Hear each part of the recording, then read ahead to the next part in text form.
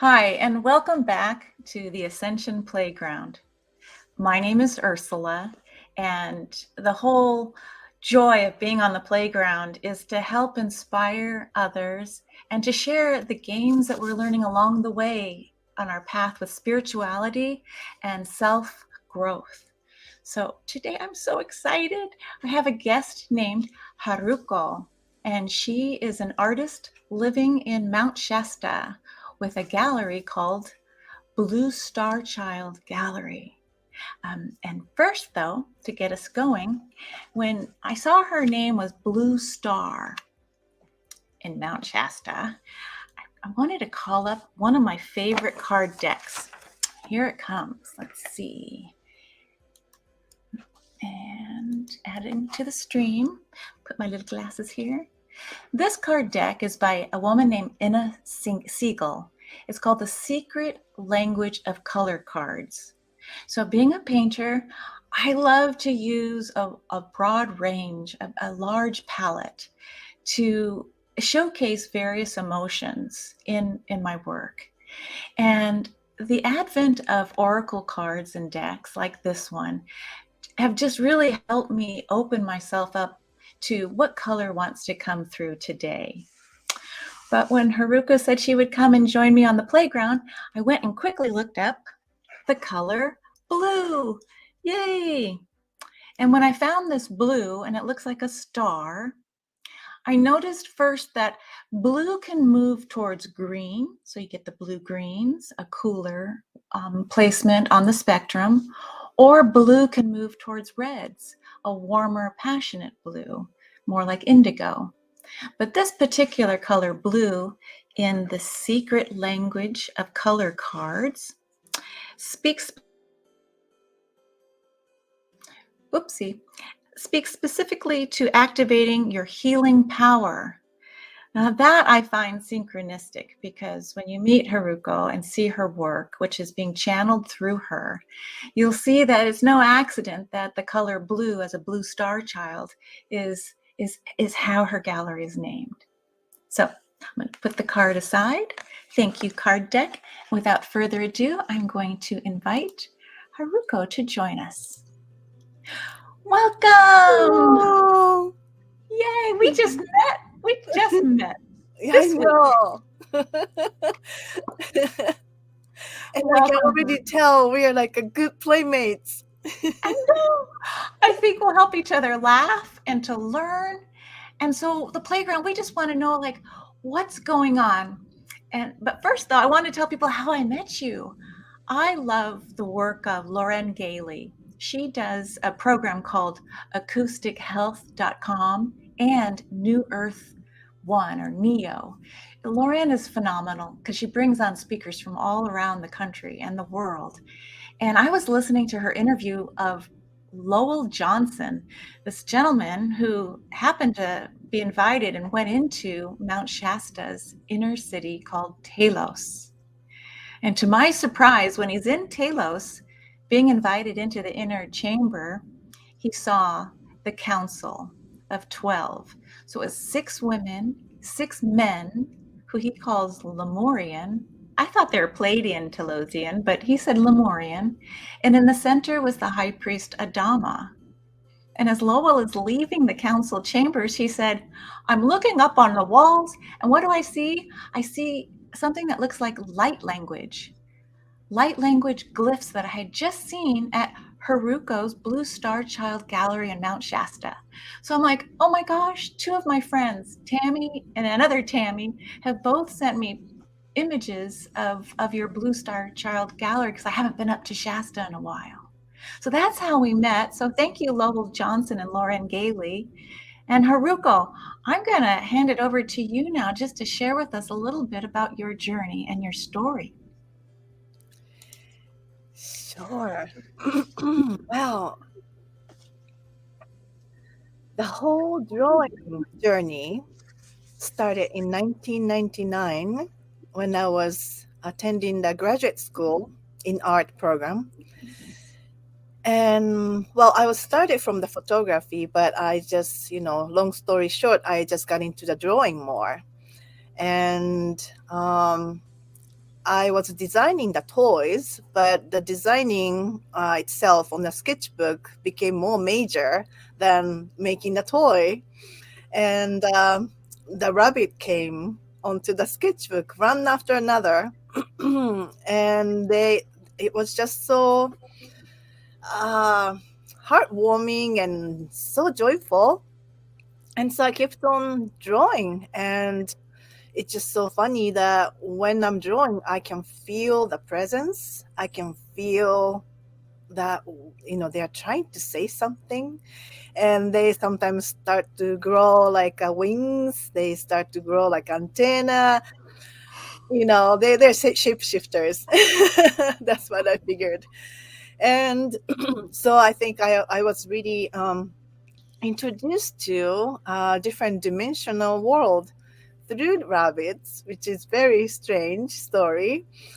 And so what I understand is that as I was drawing more and more, and they shapeshift in many different way.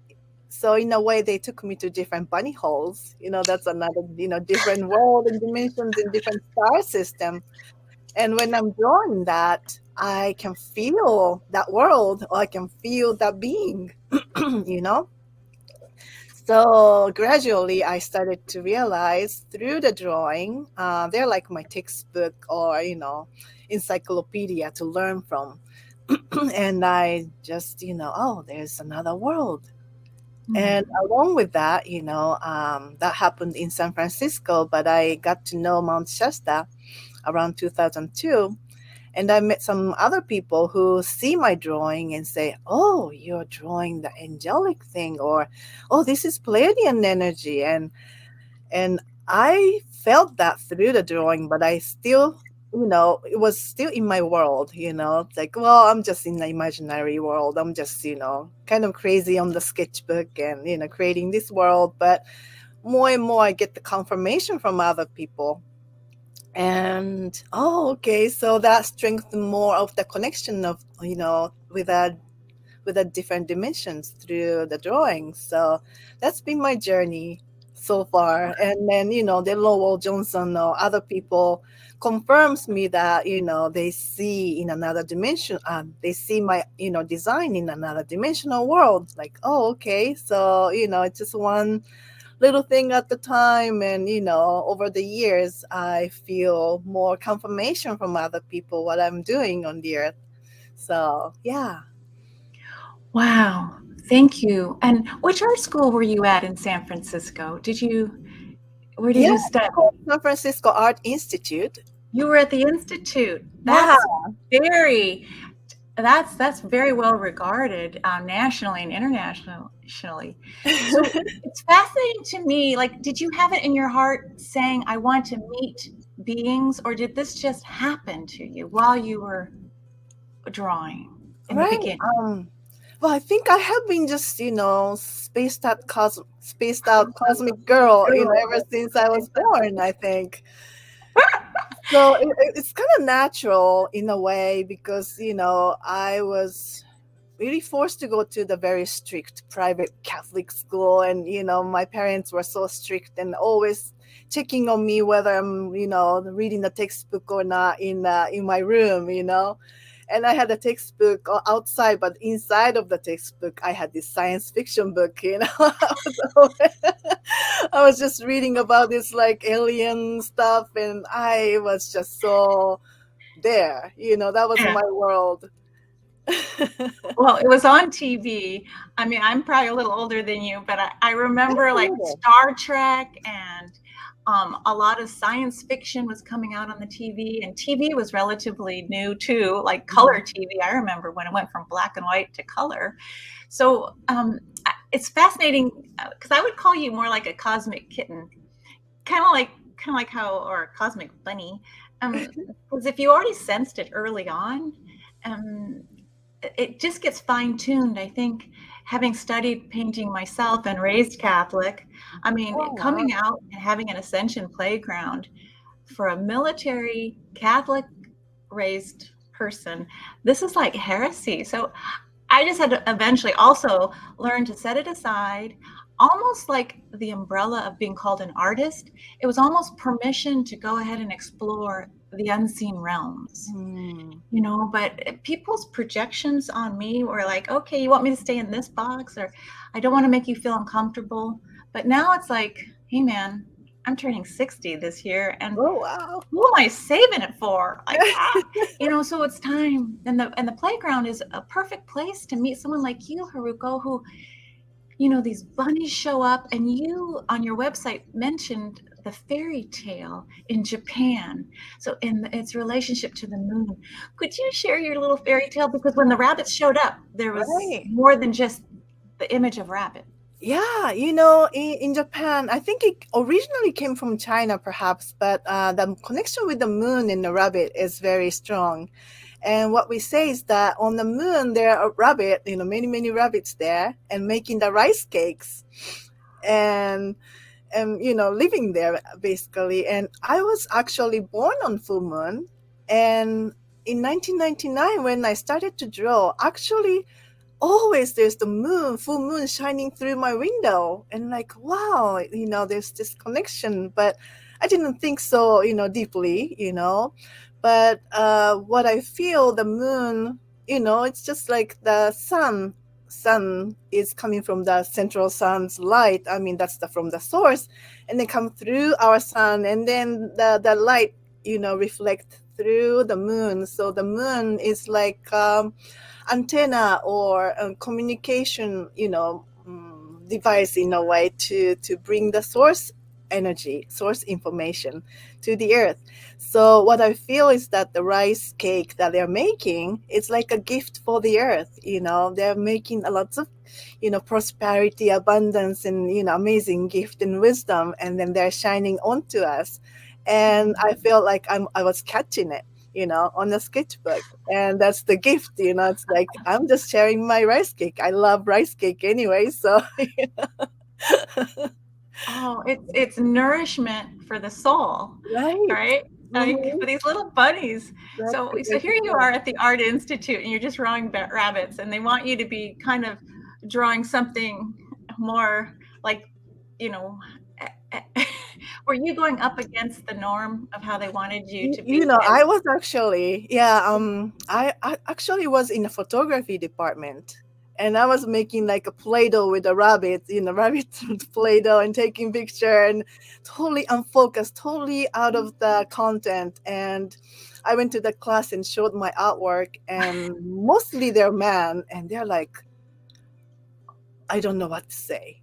It's out of focus, out of composition. There's no like relative theme that is, showing on your work, and we have no way to critique your work. And I actually got expelled from the department. And so, yeah. you And then didn't fit. You didn't I fit that. didn't do it. Because that has a big name recognition, but I think it is tied to a certain brand of older masculine Yeah, artists that definitely. have one particular way of seeing what art is and what it isn't in their lens.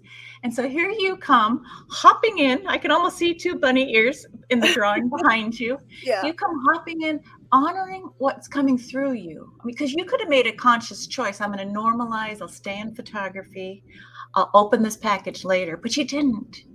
Well, I yeah, mean, that's just not possible. But fortunately, that school had a department called New Genre Department. That's where all the art students go there. wait, what did they call it? The new what? New genre, like New genre, genre. yeah. Yeah, So you're a new genre. You yeah, weren't new a genre. photographer or other. Yeah. Well, good for you that you honored your inner voice. Because I think, let's just say, for women, and I'm going to add another layer from my experiences, especially Asian women, it's socially imprinted. It was for me that you're to be seen and not heard. Mm, And if you say too much, yeah, you're asked to please, like yeah, you have to please. don't shame the family, would you, Yeah. Ursula?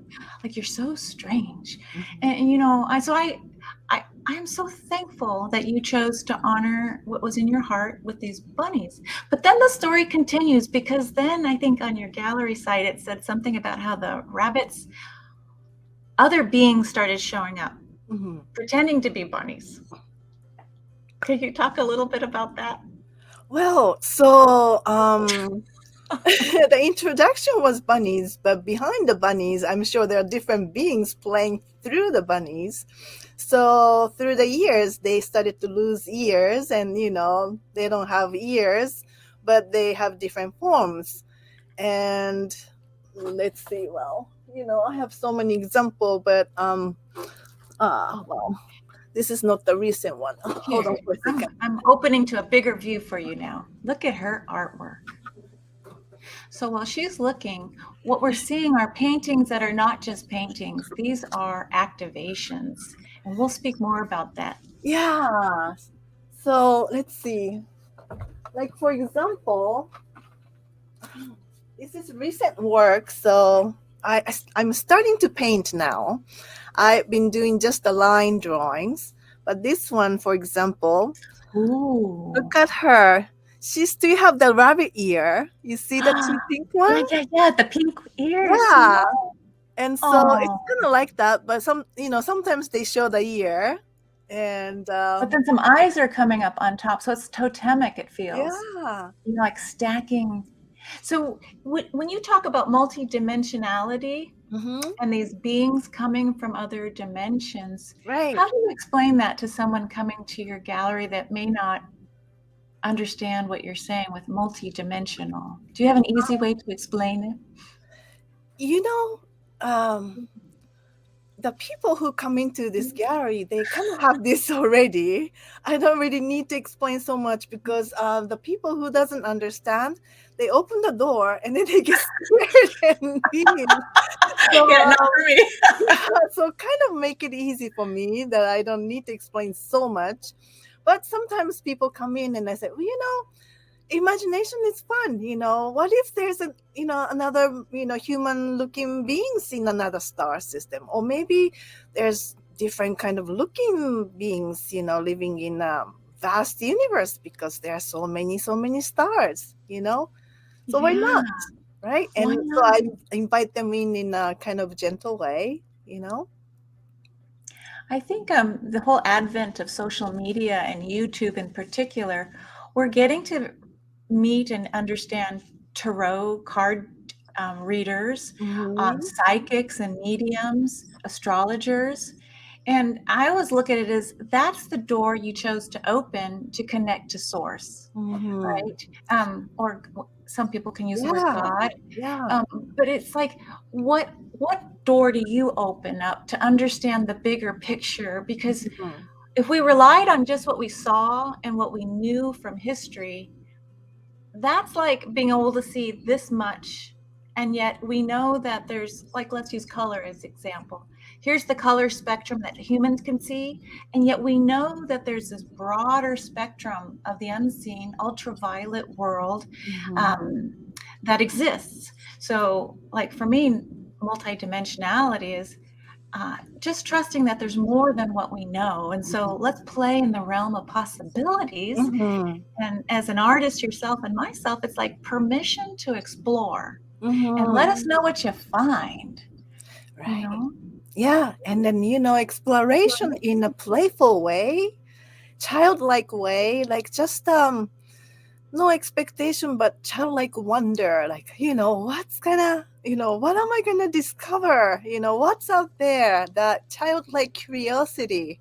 I think that's really, for me, is a key to really open the door to another dimensional world. No fear, just the curiosity. So, I yeah. love that. Well, there's a term that's used a lot in spiritual groups that I'm just curious if you can share your thoughts about it. And that's the words light language. Because Hmm. when Lowell saw your work in the inner city, which is a multi-dimensional, Telos is a multi-dimensional inner earth city, which is supposed to be huge. Okay. And so the main person is Adama, but there's many beings, and some people in Mount Shasta have seen inner earth beings as they kind of come up above ground. But what does light language mean to you as far as your paintings and your drawings? Well, light language is not very linear like the language we use.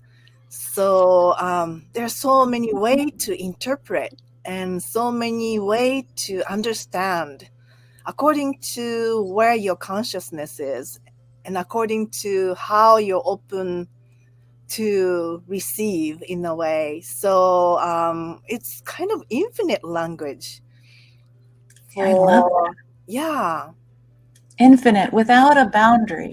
They Mm-hmm. say that when we speak English, what we are using with our words is only close to maybe 70% sharing the truth of what we're trying to communicate. Mm, Whereas in like Aramaic or an earlier language, the truth of what you're trying to communicate wasn't so diluted. It was mhm. closer to 95% truth. Right. So your light language and multidimensionality probably go hand in hand. And when you said that, I thought, oh, like the Egyptian hieroglyphs. Mm-hmm. It's not, we're looking for words, but it might be more, it's the symbols or the glyphs that hold a particular energy, Frequencies. Yes. frequency. Mm-hmm. Well, like what I'm going to share next, let's see if I can do this correctly. Here you are in front of one of your very large scale drawings. And this is one that Lowell Johnson referred to. It's called Stargate of the Golden Age.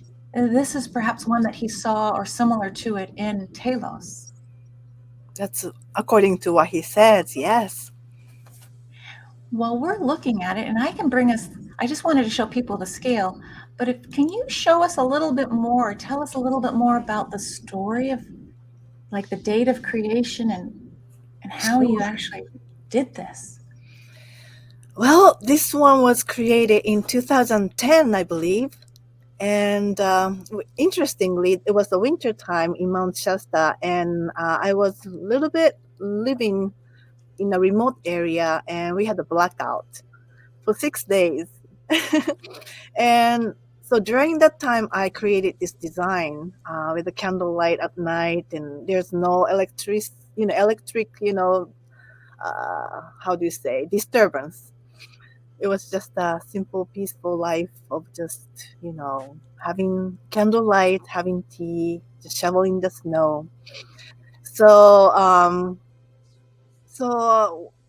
most of the time when I create these large drawings, I accumulate a lot of the sketches over the years.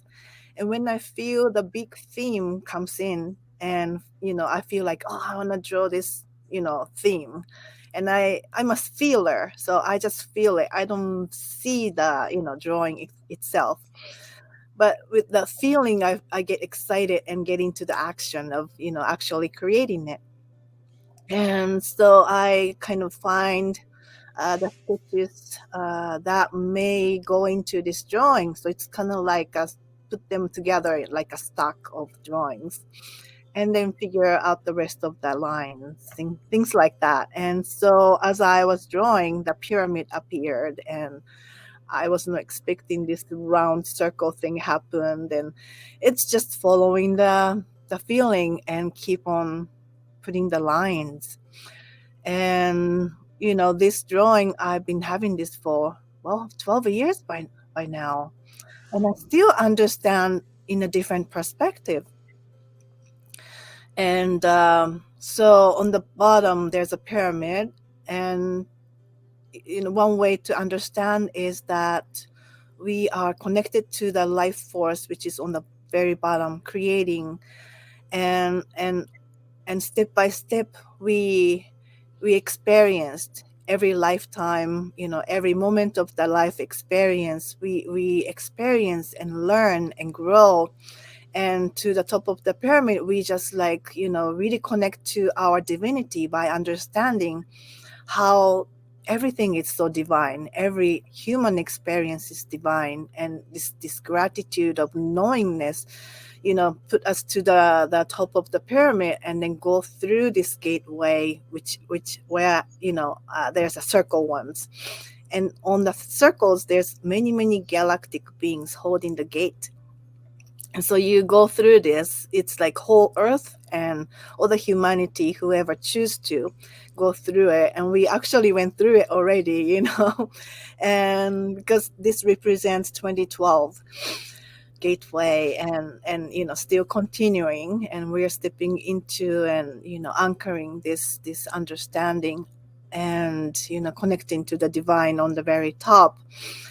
And so actually we are this whole part of this creation, and this is the portal, the Stargate, but also we are the Stargate. We are doing this individually, and co-creating this dream that we dream together, beyond time and Mm. space.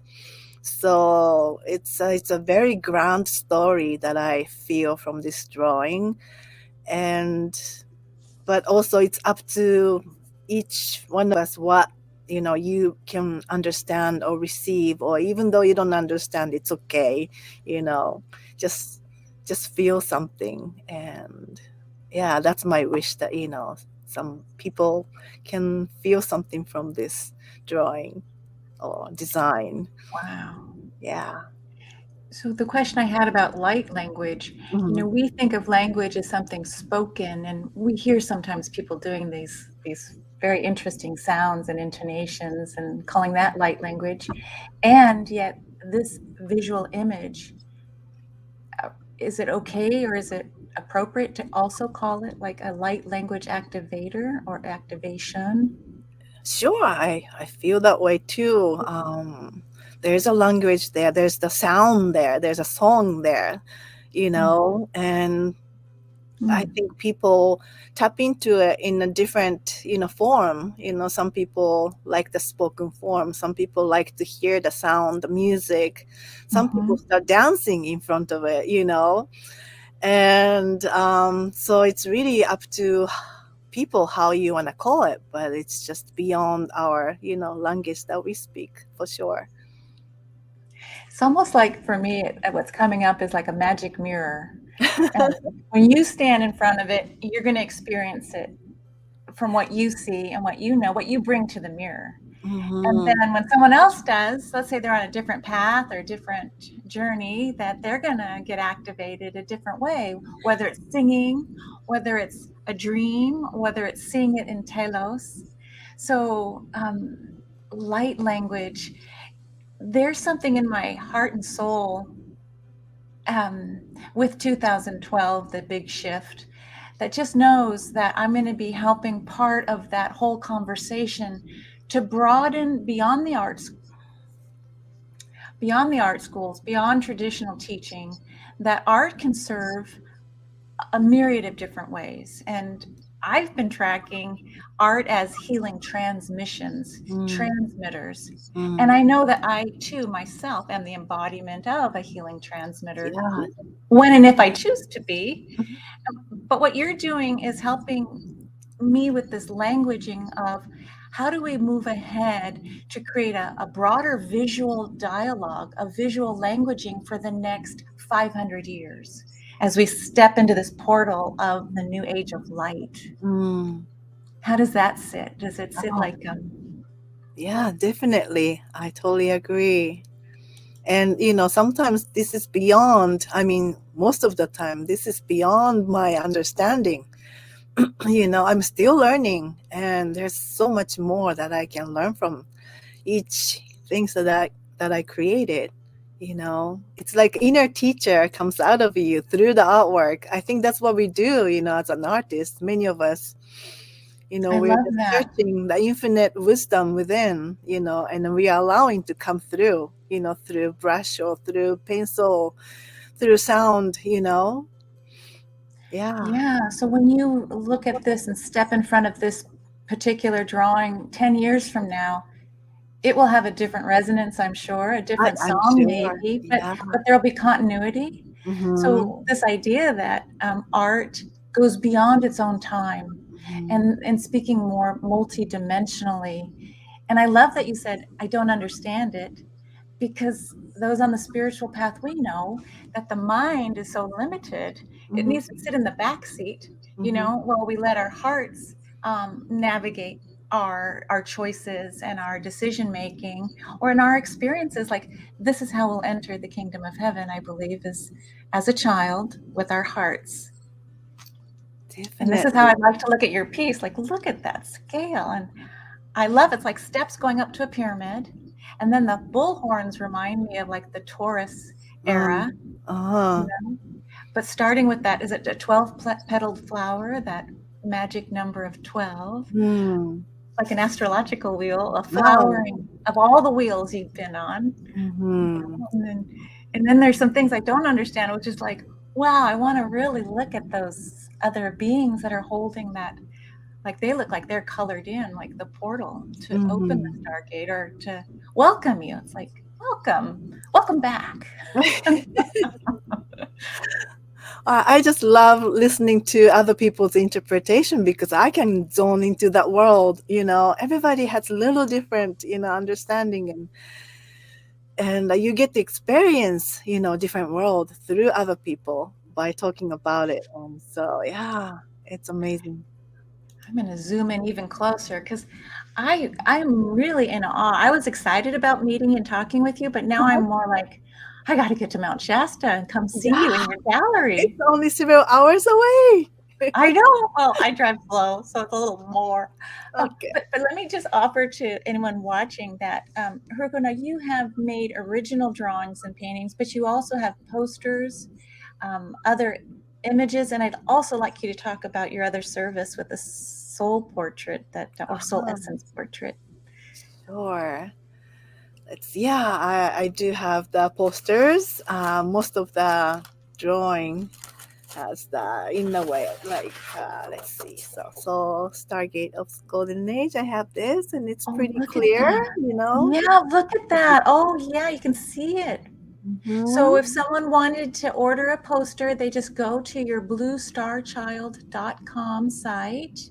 Or bluestarchildgallery.com site. That has more posters there. So you can go there.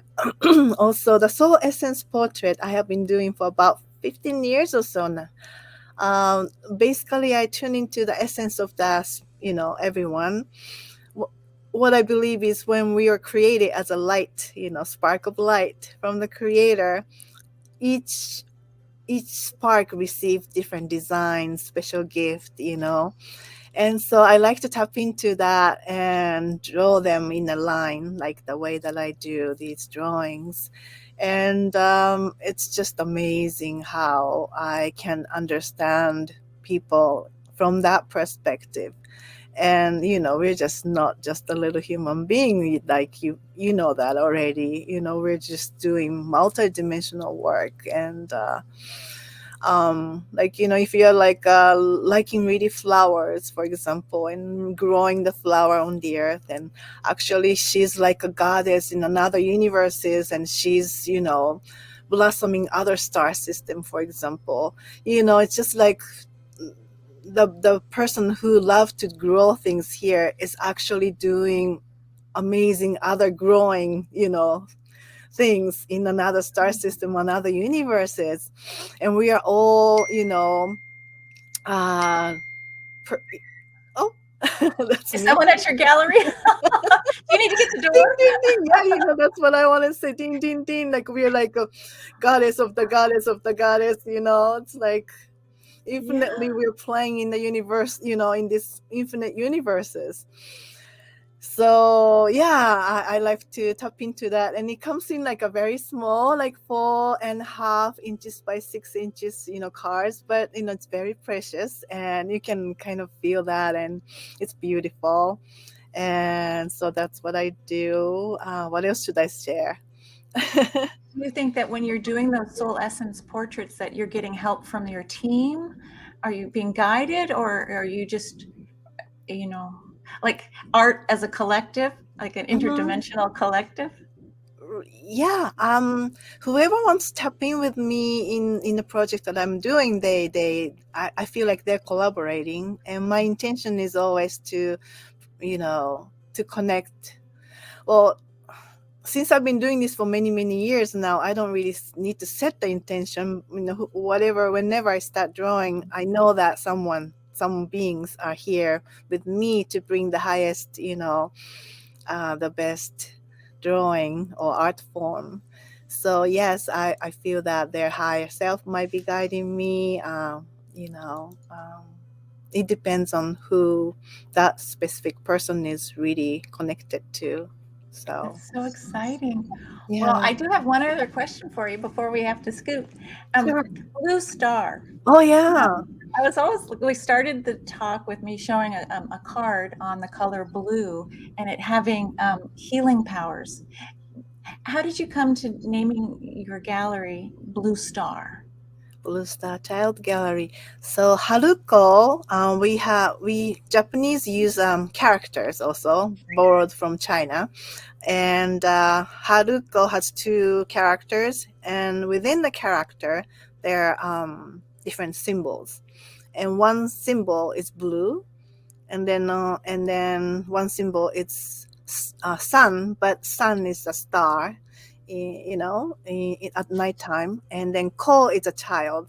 So I was looking for my artist name, because if you type in Haruko and my last name, many people shows up, so I wanted to have a unique name. So I was just thinking, oh, how should I name my artist name? And I was looking at that character, like, oh, Blue Star Child. Oh, okay, Haruko Blue Star Child. And when you hit the right spot, it just like feel that ding, within your whole being, like, oh, that's my name.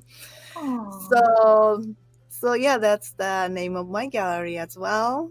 And the blue for me, yes, there are a lot of blue, like in Arcturus or Sirius or even in Pleiades and everywhere blue. But for me, blue star represent the future Earth. It's like a collection of many star system as well. Because we are like combination of all the star beings. We have all these DNAs from Sirius to who name it. Originally from Lyra and stuff like that. So we are like we have all the stars within us, right?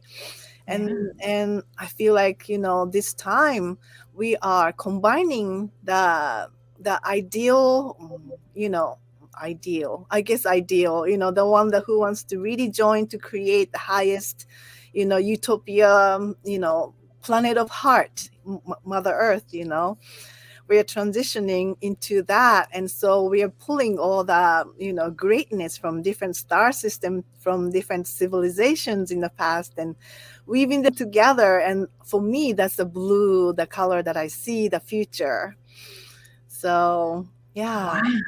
Oh, I really feel that resonance. What you just said was like light language coming through. So thank you. Well, I have an invitation for you. I'd Mhm. love to invite you back to the playground to come Oh, meet Jimmy and Robbie, because I anytime. know, oh, good, because I know they're going to have questions. And maybe we'll look at that second um, light language image that you created, more angelic, that Lowell Johnson also saw when he was in Telos. So Mhm. hope you'll come back soon. Yes, please invite me soon. Thank you. So anyone who wants to go visit with Haruko in Mount Shasta, downtown Mount Shasta, Yes. look for the Blue Star Child Gallery, or you can go online to bluestarchildgallery.com or bluestarchild.com. But I've already signed up to get my soul essence portrait, so I can't wait to see. So thank you, Haruko. I'll see you soon on the playground. Have a fun Thank day. you, Ursula. Bye.